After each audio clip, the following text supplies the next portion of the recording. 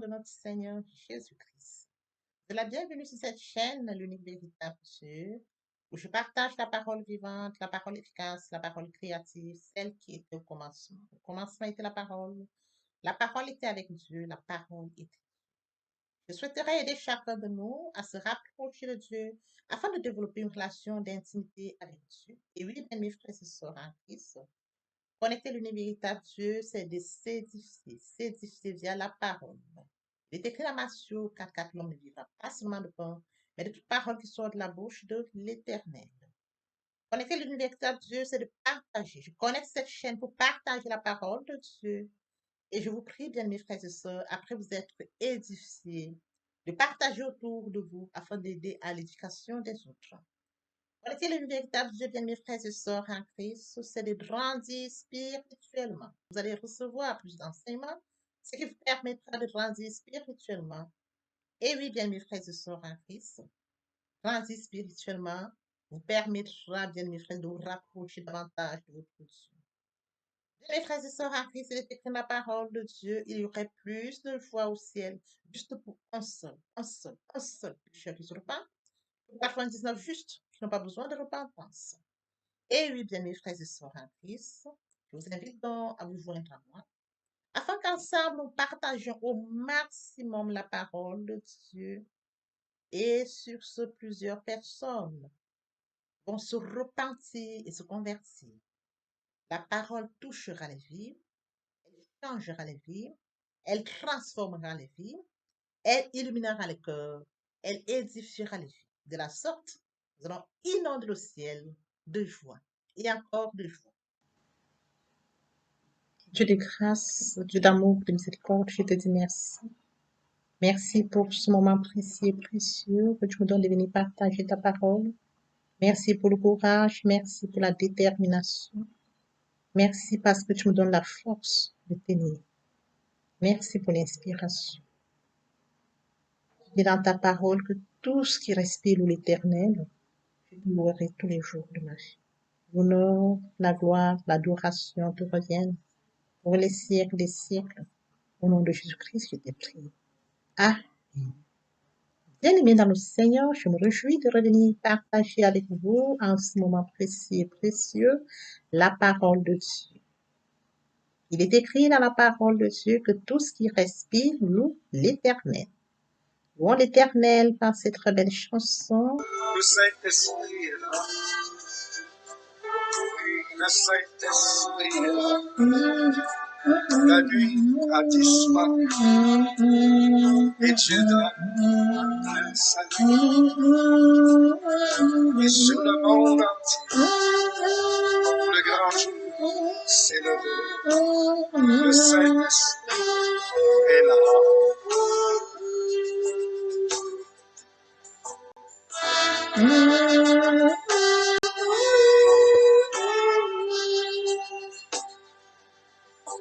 Que tous les rachetés chantent la liberté, Christ a tout accompli, il a donné l'esprit, a fait trembler l'enfer, car dans tout l'univers, le Saint-Esprit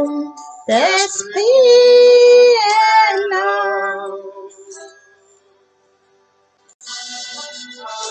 Le Saint-Esprit est là. Le Saint-Esprit est là. La nuit a disparu et Dieu donne le salut. Et sur le monde entier, le grand jour s'est levé. Le Saint-Esprit est là.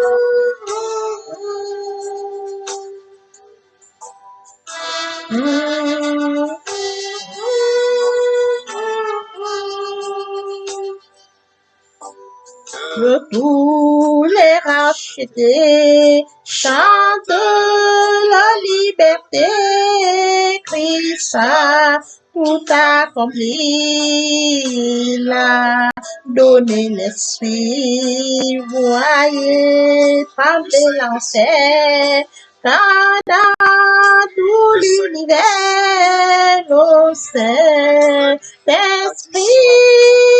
est là, le Saint-Esprit est là, le Saint-Esprit est là, la nuit a disparu, le Saint-Esprit est là. Bien, dans le Seigneur, passons en prière. Père éternel, je viens bénir ton nom ce matin. Je viens t'élever, t'honorer, t'élever, t'acclamer. Je viens t'élever, te célébrer, le Dieu grand, le Dieu bon, le Dieu juste. Le roi des rois, l'alpha, l'oméga, le début et la fin de toutes choses. Seigneur, tu merci pour ce nouveau matin, pour ce nouveau jour. Merci pour la santé divine, la protection divine, la sécurité divine. En ce nouveau matin, tu nous prends de bénédiction. Nous sommes infiniment reconnaissants. Esprit Saint, viens sanctifier les lieux, dresse autour de moi un mur de feu, afin d'éloigner toute influence négative qui pourrait nuire à ma prière. Arrange, sécurise-la, conduis-la afin qu'elle parvienne agréablement aux oreilles de mon Dieu. Merci, Saint-Esprit. Père, je te dis merci pour ce moment précieux et précieux que tu nous donnes de venir honorer à ce rendez-vous, partager ta parole qui était au commencement, ta parole qui est la même hier, aujourd'hui et éternellement. Que cette parole touche encore ce matin, touche les vies, quel sentiment touche les cœurs. Oui, Seigneur, qu'elle porte des fruits. Le Dieu qui sait le faire, l'honneur, la gloire et l'adoration te reviennent pour les siècles des siècles. Au nom puissant de Jésus-Christ, je t'ai prié. Amen. Et mes frères et sœurs en Christ dans le Seigneur, il est écrit dans 1 Corinthiens 15, à partir du verset 12. Or, si l'on prêche que Christ est ressuscité des morts, comment quelques-uns parmi vous disent-ils qu'il n'y a point de résurrection des morts? Il n'y a point de résurrection des morts, Christ non plus n'est pas ressuscité. Et si Christ n'est pas ressuscité, notre prédication est donc vaine et notre foi est aussi vaine. Il se trouve même que nous sommes des faux témoins à l'égard de Dieu, puisque nous avons témoigné contre Dieu qu'il a ressuscité Christ, tandis qu'il ne l'aurait pas ressuscité. Et si les morts ne ressuscitent point, car si les morts ne ressuscitent point, Christ non plus n'est pas ressuscité. Et si Christ n'est pas ressuscité, votre foi est vaine. Vous êtes encore dans vos péchés. Et par conséquent, aussi ceux qui sont morts en Christ sont perdus. Et si dans cette vie seulement que nous espérons en Christ, nous sommes les plus nombreux, nous sommes, les plus malheureux et tous les hommes, mais maintenant, Christ est ressuscité des morts. Il est les prémices de ceux qui sont morts. Bien, mes frères et sœurs en Christ dans le Seigneur, aujourd'hui, nous allons partager notre enseignement intitulé La puissance de la résurrection. Nous allons nous centrer sur des points très importants. Nous ferons 4 points qui permettront de comprendre la puissance de la résurrection. Permettez-moi d'aborder un point très important, celui de mourir en soi et d'être en Christ, de la repentance et la conversion. Oui, nous étions de leur nombre, éloignés du Père, éloignés de la source, éloignés de notre premier amour. Par la grâce de Dieu, nous avons été lavés, nous avons été sanctifiés. Et oui, mes frères et sœurs en Christ, il est écrit dans la parole de Dieu, Maître, quel est le plus grand commandement? Tu aimeras l'Éternel ton Dieu de tout ton cœur, de toute ton âme et de toute ta pensée. C'est le premier et le plus grand commandement. Et voici le second qui lui est semblable. Tu aimeras ton prochain comme toi-même. Et mes frères et sœurs, sur base de cette parole, je vous prie de vous joindre à moi afin qu'ensemble partageons la parole. Que la parole aille toucher le maximum de ceux qui sont loin du Père, loin de la source, loin de notre premier amour. Ils recevront la parole, ils vont s'édifier, ils reviendront via votre canal. Vous aurez participé à l'édification. Via votre canal, vous aurez aidé ces personnes à se repentir et à se convertir. Sur ce, il y aura plus de joie au ciel. Nous allons inonder le ciel de joie et encore de joie. Je consacre la deuxième partie de mon enseignement à cela. J'apporte plus de détails pour ce qui est de la repentance et de la conversion. Je fais suivre la prière. La troisième partie fait suite à la deuxième. Il est question de la nouvelle vie. Les choses anciennes sont passées. Voici toutes choses sont devenues nouvelles. En quoi consistera la nouvelle vie? Il est question de mes frères et sœurs en Christ par ma démarche personnelle, par la démarche personnelle de chacun de nous, de commencer sa relation avec Dieu. Et pour ceux qui ont déjà une relation avec Dieu, c'est de parfaire, de continuer, de persévérer, dans cette relation. C'est de cette manière que nous allons découvrir et nous allons grandir spirituellement. Voyez-vous? Oui, bien mes frères et sœurs en Christ. Au commencement était la parole était avec Dieu, la parole était Dieu. Sur ce, revenons-en à notre enseignement de ce matin, celui de 1 Corinthiens 15 à partir du verset 12 au verset 20. Oui, bien mes frères et sœurs en Christ, je vais lire juste le premier verset. Si l'on prêche que Christ est ressuscité des morts, comment quelques-uns parmi vous disent-ils qu'il n'y a point de résurrection des morts? S'il n'y a point de résurrection des morts, Christ non plus n'est pas ressuscité. Et si Christ n'est pas ressuscité, notre prédication est donc vaine. Et votre foi aussi est vaine. Oui, bien mes frères et sœurs, comme je le disais, nous allons commencer aujourd'hui notre enseignement. La puissance de la résurrection. Bien mes frères et sœurs, en cette période pascale, il est question de comprendre ce qu'il en est de la puissance de la résurrection. La puissance de la résurrection, bien mes frères et sœurs en Christ, 4 points importants vont susciter notre interrogatoire ce matin.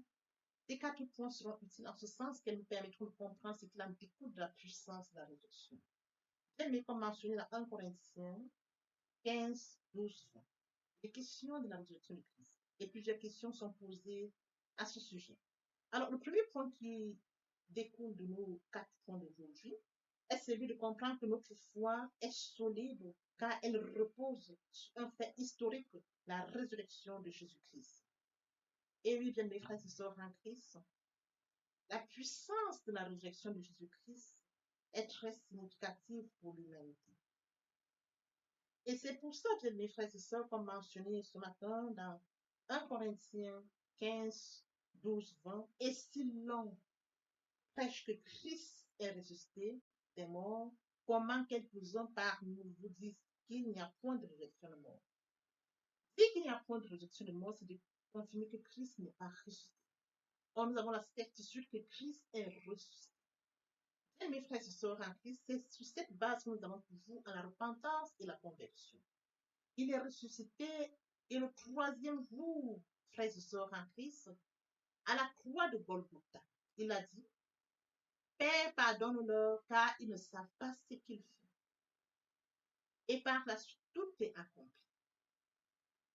Christ est réellement ressuscité parce qu'il est ressuscité le troisième jour, frères et sœurs en Christ. Le troisième jour marque la résurrection de notre Seigneur Jésus-Christ. Oui, c'est un fait historique. Oui, ça reste dans l'histoire. Nous nous souvenons de cela. Et à partir du moment où nous avons conscience que Christ est vraiment ressuscité et que nous passons à la repentance et à la conversion, parce que nous acceptons de la croix, bien mes frères et sœurs en Christ, Christ est vraiment ressuscité.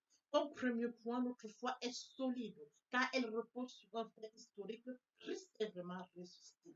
Alors la question de se poser, comme mentionné dans 1 Corinthiens 15, 12, 20, et si l'on prêche que Christ est ressuscité des morts, comment quelques-uns parmi vous disent qu'il n'y a point de résurrection de mort?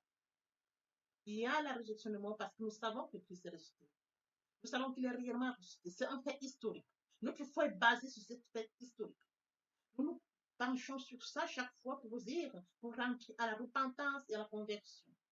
Nous déclarons, frères et sœurs en Christ, que nous reconnaissons que nous acceptons Jésus comme Seigneur et Sauveur. Nous reconnaissons l'œuvre de la croix. Nous acceptons, frères et sœurs, qu'il est mort pour nous, pour l'humanité. Qu'il a coulé son sang à Golgotha pour nous. Oui, bien mes frères et sœurs, ce sang a coulé pour que nous soyons justifiés. Sinon, tout serait vain. Mais ce sang a réellement coulé. Voilà pourquoi chaque fois j'appelle toujours à la repentance et à la conversion. Et bien évidemment, je dis toujours comment pouvons-nous ignorer un tel amour. Dieu a tant aimé le monde qu'il a donné son Fils unique, afin que quiconque croise en lui ne périsse point, mais qu'il ait la vie éternelle. Crois en Jésus-Christ, qui est mort sur le Golgotha, afin d'avoir la vie éternelle. C'est de ça dont il est question. Il a donné son Fils unique, et ce Fils unique est passé à Golgotha pour nos fautes, pour nos manquements, pour notre désobéissance. Nous reconnaissons qu'il est mort pour nous. Il a coulé son sang à Golgotha pour nous justifier. Dieu a fait de lui péché. Il n'a pas péché, mais frères et sœurs, il a payé pour nous.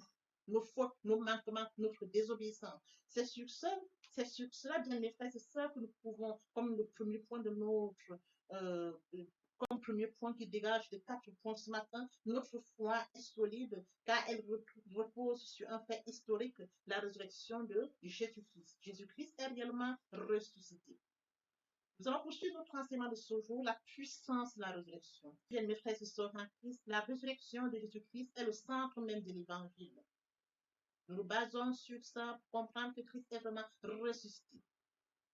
Oui, mes frères et sœurs en Christ, en revenant à la vie, il a réalisé ce qu'il avait promis. Comme promis, il a confirmé sa divinité car il est vraiment ressuscité. Bien, mes frères et sœurs en Christ, c'est une preuve. Nous pouvons être sûrs que nos péchés sont pardonnés parce que Christ est réellement ressuscité, qu'il est vivant aujourd'hui, qu'il nous représente auprès du Père. Il défend notre cause auprès du Père. Sa résurrection et sa victoire sur la croix nous garantissent notre propre résurrection.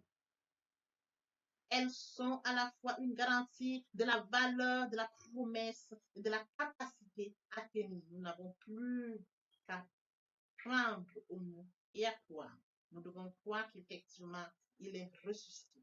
Bien, mes frères et sœurs en Christ, il est écrit dans 1 Corinthiens 15, 14, et si Christ n'est pas ressuscité, notre prédication est donc vaine et notre foi est aussi vaine. Bien, mes frères et sœurs, je voudrais que nous comprenions que la résurrection de Jésus-Christ est le centre de l'évangile. Si Christ n'est pas ressuscité, ça veut dire qu'en fait,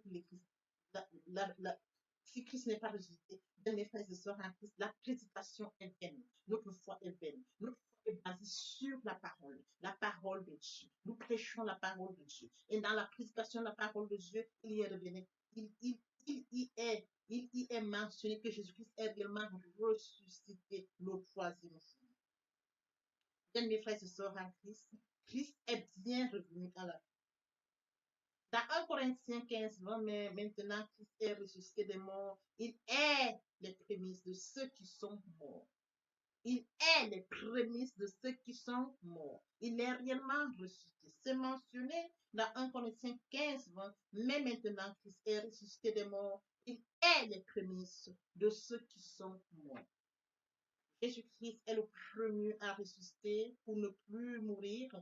Il est notre précurseur. C'est lui qui garantit notre propre résurrection pour la vie éternelle. Jésus-Christ est réellement ressuscité. Bien, mes frères et sœurs, nous allons poursuivre avec le deuxième point ce matin, la puissance de la résurrection.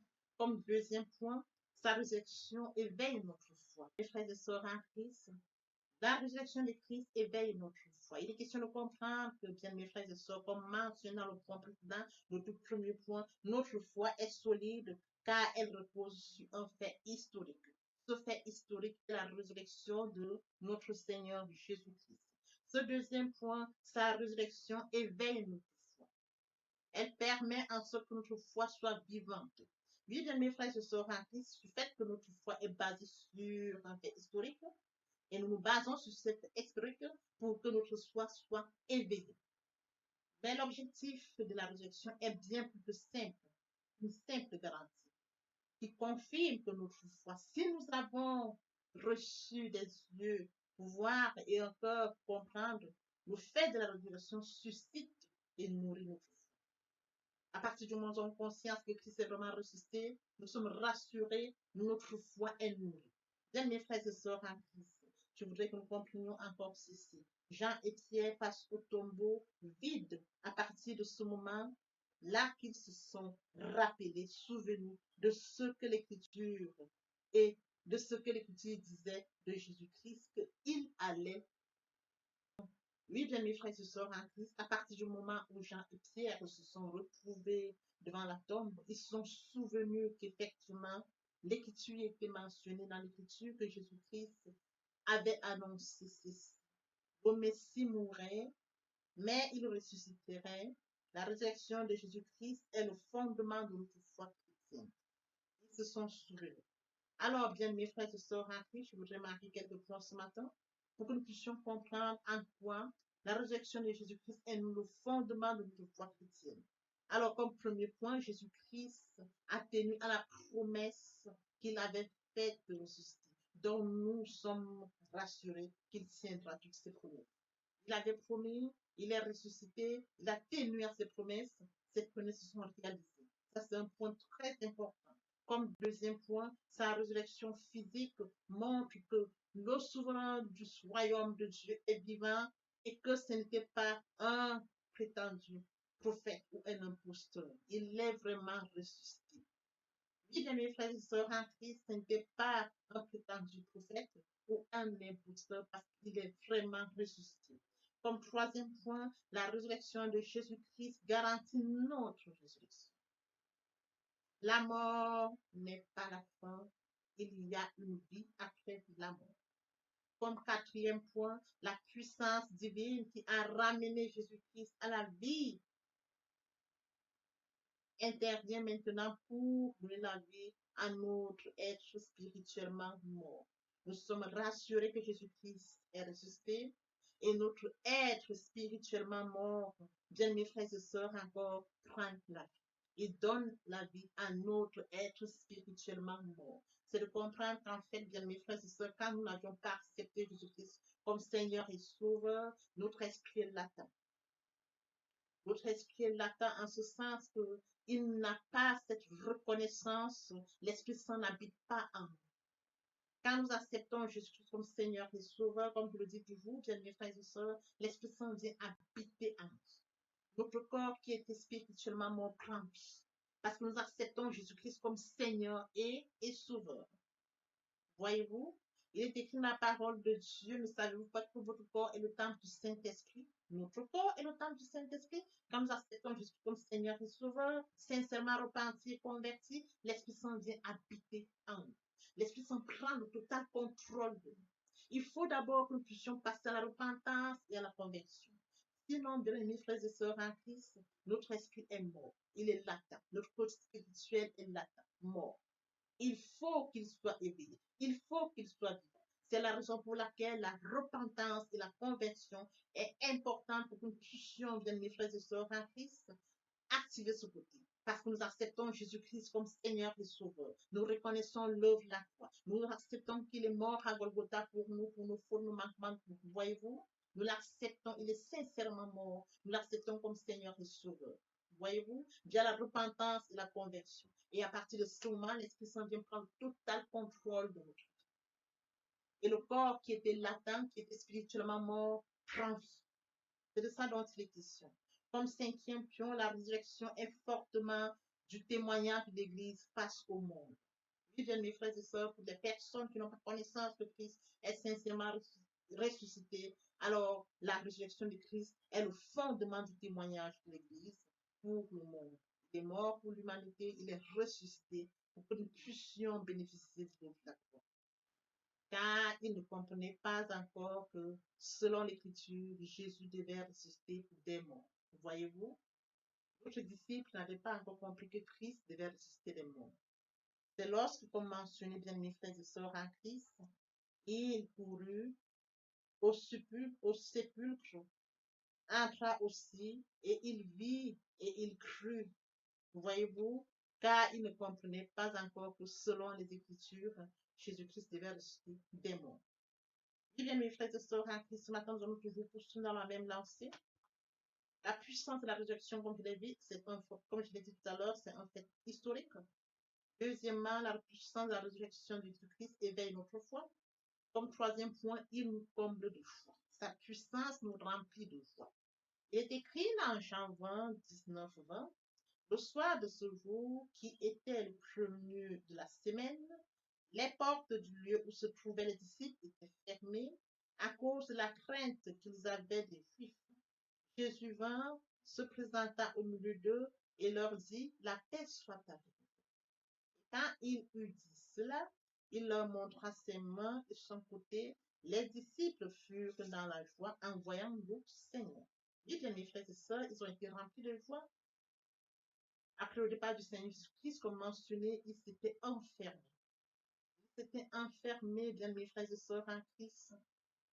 Et à cause de la crainte qu'ils avaient des Juifs. Et voilà que le Seigneur Jésus-Christ se présente au milieu d'eux et leur dit, la paix soit avec vous. Ils étaient dans la crainte et on leur rassure maintenant, la paix soit avec vous. Voyez-vous, Ils voient non seulement le Seigneur Jésus-Christ qui leur dit, la paix soit avec vous, et de plus, il leur présente, mes frères et sœurs en Christ, ses mains et ses copies. Et alors, les disciples furent dans la foi. Une fois inondent les disciples. Une fois drôle, la crainte disparaît. Ils sont rassurés. Le Seigneur Jésus-Christ est vraiment Jésus. Voyez-vous? Alors, oui, bien mes frères et sœurs en Christ, nous poursuivons avec le quatrième point. En ce quatrième point, nous sommes heureux parce que nous croyons dans le ressuscité sans l'avoir vu. Et oui, bien mes frères et sœurs en Christ, les disciples l'ont vu. Mais nous croyons sans l'avoir vu. Nous actons notre foi sans l'avoir vu. C'est un fait historique. Nous nous basons sur ce fait historique et nous croyons. Ce qu'affirme Jésus lorsqu'il adresse à Thomas dont les doutes viennent d'être passés. Parce que tu m'as vu, toi. Et lui dit Jésus, heureux ceux qui croient sans avoir vu. Dans Jean 20, 29, parce que tu m'as vu, tu crois. Heureux ceux qui n'ont pas vu et qui ont cru. Alors, bien, mes frères et sœurs en Christ, nous n'avons pas vu, nous avons cru. Comme mentionné dans Jean 20, 29. Papa, je t'aime.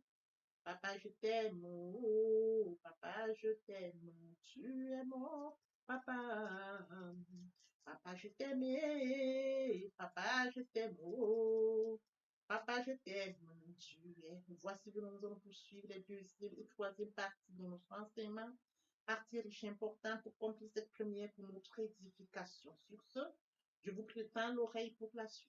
Mais Seigneur a déjà préparé le plan pour Jésus. Il a une merveille pour nous, une mission pour laquelle nous vivons. Nous ne devons pas avoir peur. Nous devons rester fidèles, connectés à Dieu et non être distraits. Alors que cet enseignement nous serve, nos frères et sœurs en Christ, et que nous puissions, oh Dieu, continuer à rester fidèles à lui et à lui seul. Il est écrit, Dieu n'est pas un homme mentir, nous sommes pour se repentir. Ce qu'il a dit, ne le fera-t-il pas? Ce qu'il a déclaré, ne le déclarera-t-il pas? Papa, je t'aime. Papa, je t'aime. Oh, papa, je t'aime. Tu es mon papa. Papa, je t'aime. Papa, je t'aime. Oh, papa, je t'aime. Voici nous allons poursuivre les deuxième et troisième parties de notre enseignement. Partie riche et importante pour compléter cette première pour notre édification. Nous préparons l'oreille pour la suite. Merci. Oui, bien, mes frères et sœurs en Christ, dans le Seigneur, je vous ai bien évidemment que nous comprenions que il est très important de vivre proche de Dieu. Pour nous qui étions loin de Dieu, qui étions éloignés de Dieu, qui avions une vie qui nous convenait, mais qui n'honorait pas notre Dieu, bien mes frères et sœurs, il est temps de réaliser que le moment est venu pour nous de nous rapprocher vers le Créateur, de nous rapprocher vers le Dieu qui nous a créé à son image et à sa ressemblance, de venir au Père, de revenir à la source. Bien mes frères et sœurs, en Christ, il est très difficile de vivre loin de sa destinée. Voyez-vous, permettez-moi de l'illustrer par le son à côté de la mer. Nous avons des briques, ils sont à côté de la mer. Nous avons toute espèce qui vit à côté de la mer qu'il a mise au monde. Comment pouvons-nous vivre loin de notre Dieu? Nous sommes loin de Dieu, nous n'avons pas conscience de notre destinée, qui est celle que Dieu a préparée pour nous. La vie que nous pourrons vivre nous apportera vie. Bien, mes frères et sœurs, rapprochons-nous de Dieu. Rapprochons-nous de Dieu et de notre destinée. Rapprochons-nous de Dieu afin de vivre comme Dieu l'a décidé pour nous. Rapprochons-nous de Dieu, bien mais à son image, à sa ressemblance. Vivre loin de Dieu, c'est vivre loin de sa destinée. Oui, bien mes frères et sœurs, sur ce, je vais donc introduire ce matin la repentance et la conversion. Il est très important de mourir en soi et de naître en Christ. Il y a la repentance et la conversion. Se repentir, c'est de reconnaître que je suis pécheur. Se repentir, c'est de reconnaître mes fautes. Se repentir, c'est de décider de les abandonner, de les avouer et de les abandonner. Se repentir, c'est de regretter sans vouloir pleurer. Se repentir, bien mes frères et sœurs en Christ, c'est de savoir que Jésus-Christ est mort sur la croix de Golgotha. Oui, bien mes Dieu a tant aimé le monde qu'il a donné son Fils unique, afin que quiconque croise en lui ne périsse point, mais qu'il ait la vie éternelle. Bien mes frères et sœurs en Christ, si nos péchés sont comme le cramoisi, ils deviendront blancs comme la neige. S'ils sont comme la pourpre, Ils deviendront comme la laine. Telle est la parole de Dieu. Si nous confessons le péché, il est fidèle. Il est fidèle pour nous les pardonner et pour nous purifier de toute iniquité. Quel amour, bien mes frères et sœurs. Nous servons un Dieu fidèle. Dieu n'est pas non menti, ni le Fils de l'homme pour se repentir. Ce qu'il a dit, ne le fera-t-il pas? Ce qu'il a déclaré, ne l'exécutera-t-il pas? Bien, mes frères, il est très important de passer à la repentance. Et la conviction, c'est le fait de déplacer le centre de gravité de ma vie entière. Avant, j'avais une vie qui n'honorait pas Dieu. Je menais une vie qui me convenait, qui m'honorait. Bien, mes frères et sœurs, qui suis-je pour m'honorer? Je dois honorer le Dieu qui m'a créé. Raison pour laquelle, dans l'humilité, je dois rentrer dans la nouvelle vie. Les choses anciennes sont passées. Voici la nouvelle vie commence. Je dois rentrer dans la nouvelle vie. C'est très important, bien mes frères et sœurs. Lorsque les cœurs se convertissent, le voile est ôté. Or, le Seigneur, c'est l'Esprit. Là où est l'Esprit du Seigneur, là est la liberté. Vous entrez dans la liberté. Oui, bien mes frères et sœurs, c'est très important de le comprendre. Vous entrez dans la nouvelle vie. L'Esprit Saint prendra le contrôle de cette nouvelle vie. Bien mes frères et sœurs, pour toutes les personnes qui ne se sont pas encore engagées à suivre le Seigneur, pour ceux qui se sont engagés et qui auraient abandonné pour quelque raison que ce soit, le moment est venu pour nous de rentrer en prière via cette chanson. Je m'approche de toi, Seigneur Jésus, je m'approche de toi, source de vie, source de vie, source de vie, mon sauveur bénis-moi, source de vie, source de vie, source de vie, mon sauveur bénis. Répétez après moi la prière. Seigneur Jésus,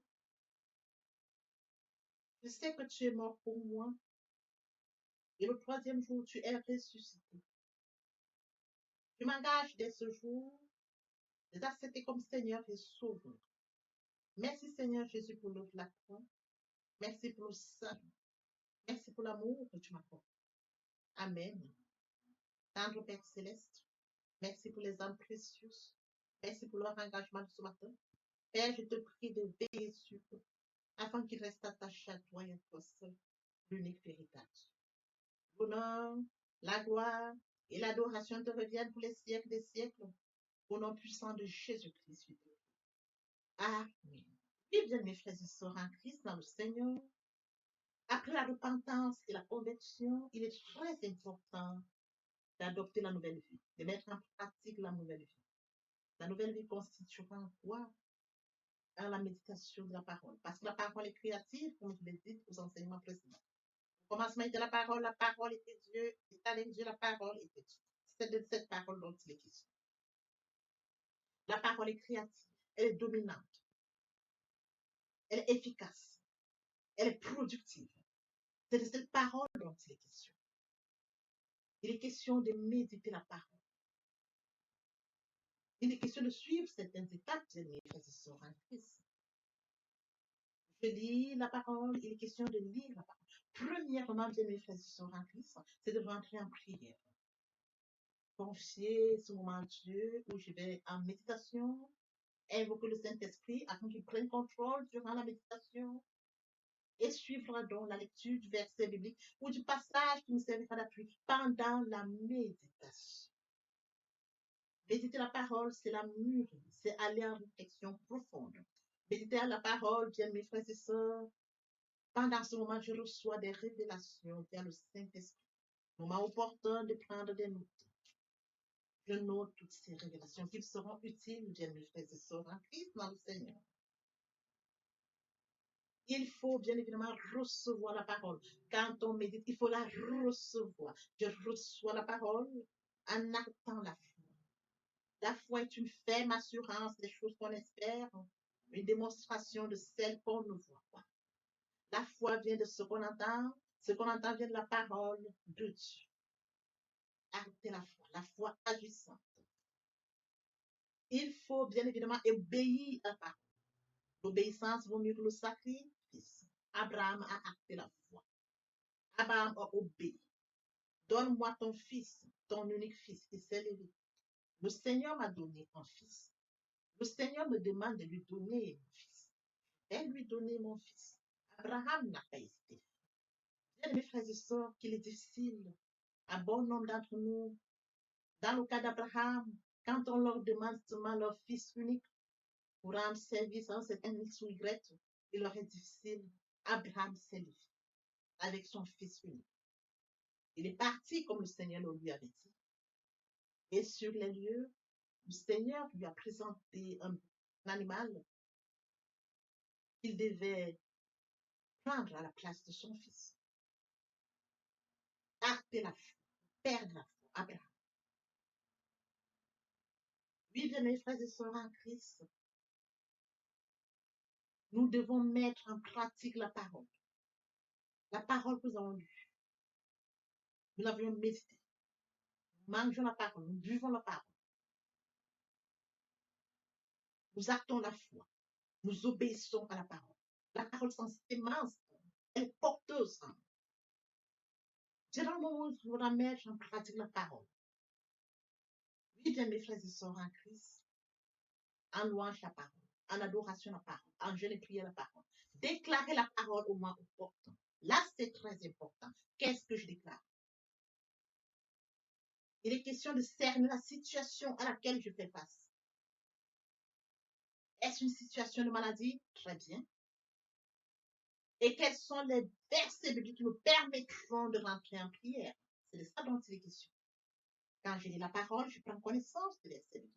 Je les lis, je comprends, je note. Je note au fur et à mesure. Je note. Je vous apprendrai ça au fur et à mesure de mon enseignement.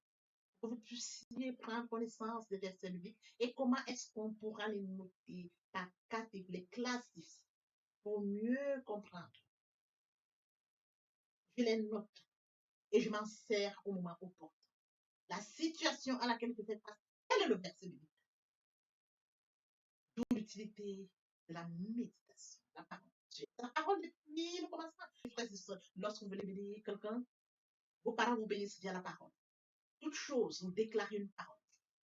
Dans de déclarer la parole face à une situation, la parole vivante, la parole efficace, la parole productive, la parole qui est au commencement, la parole qui est Dieu, je la déclare avec foi.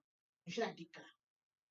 Et la parole est porteuse. Il est écrit, ma parole ne retourne point à moi, sans avoir exécuté ma volonté et accompli mes desseins. La parole. C'est cette parole qui va s'exécuter. Parce que Dieu est ça, et sa parole, depuis le commencement. Oui, bien mes frères et sœurs en Christ, voici comment est-ce que nous allons commencer cette nouvelle vie. Nous allons laisser l'ancienne vie, nous rentrons dans une nouvelle vie. Je voudrais que nous comprenions étape par étape comme un enfant qui fait ses pas. Il vient de naître, il vient dans un nouveau monde. On lui donne d'abord le lait. Au fur et à mesure dans son évolution, on lui donne ce dont il a besoin. Il grandit tout doucement. Telle est la situation à laquelle je voudrais que, bien mes frères et sœurs en Christ, vous vous adaptiez comme un enfant, de manière progressive, pour comprendre comment on évolue dans la foi, comment on grandit via la parole de Dieu. Oui, bien mes frères et sœurs en Christ, aimer Dieu, c'est d'accorder la priorité au royaume. Aimer Dieu, c'est de lire sa parole, méditer sa parole, mettre sa parole en pratique. Aimer Dieu, c'est de partager la parole. Aimer Dieu, bien mes frères et sœurs en Christ, c'est de partager autour de soi et encore plus. Aimer Dieu, c'est de tendre l'oreille aux besoins de mon prochain. C'est d'assister mon prochain si besoin est. Aimer Dieu, c'est de participer à l'édification, de courir après les âmes. Aimer Dieu, bien mes frères et sœurs en Christ. Pour mentionner la parole de Dieu, il y aurait plus de choses au ciel, juste pour un seul péché. C'est d'exploser le ciel. D'amener plusieurs à la repentance, à la conversion, via le partage de la parole. Ils viendront par curiosité, bien mes frères et sœurs. Lorsque nous allons manifester l'amour de Dieu de la sorte, ils verront cet amour. Ils seront surpris de notre amour. Mais qu'est-ce qu'ils ont? Qu'est-ce qui les touche? Dans cette curiosité, ils viendront comprendre pourquoi, comment nous manifestons l'amour naturel, l'amour qui vient de Dieu. Et alors, bien mes frères et sœurs, nous leur dirons, il est mort sur le Golgotha pour toi et pour moi. Cet amour, nous l'avions. Et toi aussi, tu peux l'avoir via la repentance. et la conversion. Nous amenons les âmes à la repentance, à la conversion. Nous participons à l'éducation, à la repentance. Nous allons courir pour amener les âmes au Père. Oui, bien mes frères et sœurs en Christ, de la sorte, nous allons amener. Ils viendront, ils se joignent à nous. Voyez-vous, nous allons former encore plus et que tous ensemble, nous serons encore plus efficaces pour recourir derrière d'autres. Tel est le travail que nous avons. C'est de courir après les amener, et qu'ils restent, qu'ils se joignent à nous, et qu'ensemble nous allions encore à la conquête d'autres. C'est ça qu'il est question, bien mes frères. C'est un travail. Je me dois de le faire. Tu te dois de le faire, que chacun y mette du sien. Exploser le ciel, comme mentionné dans la parole, il y aurait plus de vie. Dans l'espoir que cet enseignement ait été enrichissant, je vous prie de le partager au maximum pour participer à l'édification des autres. L'herbe sèche, la fleur tombe, mais la parole de Dieu demeure éternellement. Que l'Éternel Dieu vous bénisse, ainsi vos familles respectives. À très bientôt. Amen. Bien, mes frères et sœurs en Christ, et mon Dieu, et mon Dieu, et mon Dieu, aimer Dieu, c'est d'accorder la priorité au royaume. Aimer Dieu, c'est de reconnaître que Christ est mort sur le Golgotha pour toi et pour moi. Aimer Dieu, c'est d'accepter l'œuvre de la croix. Aimer Dieu, c'est d'accepter de mourir en soi et de naître en Christ, de la repentance et la conversion. Aimer Dieu, bien mes frères et sœurs, c'est tendre l'oreille à l'écoute pour mon prochain. Aimer Dieu, bien mes frères et sœurs, en Christ, c'est de partager la parole. Partager afin qu'elle puisse toucher le maximum de personnes aux esprits de la paix. Aimer Dieu, c'est de permettre à ce que ceux-là qui sont loin de Dieu reçoivent la parole et viennent à la repentance et la conversion. Aimer Dieu, bien mes frères et sœurs, c'est de participer à l'édification du ciel, car il est écrit, il y aurait plus de au ciel, juste pour un seul pécheur qui se repent, que pour 99 justes qui n'ont pas besoin de repentance. Oui, bien mes frères et sœurs, en Christ de la sorte, nous manifestons l'amour de Dieu. Qui pourrait me séparer de l'amour de Dieu? Serait-ce la tribulation, ou l'angoisse, la persécution, la faim, ou la nudité, ou l'épée, ou le péril? Rien de cela ne pourrait me séparer de l'amour de Dieu.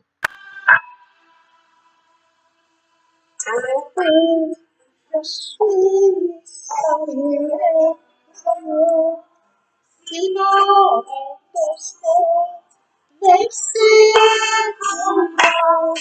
esta motiva la gloire de Dieu. Je suis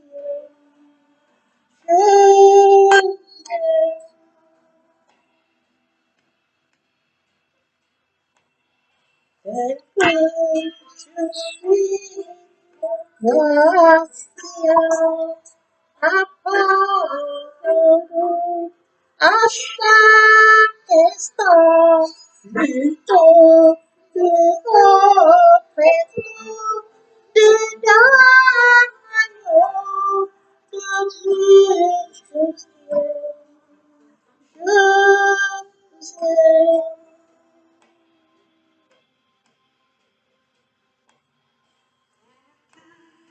Je suis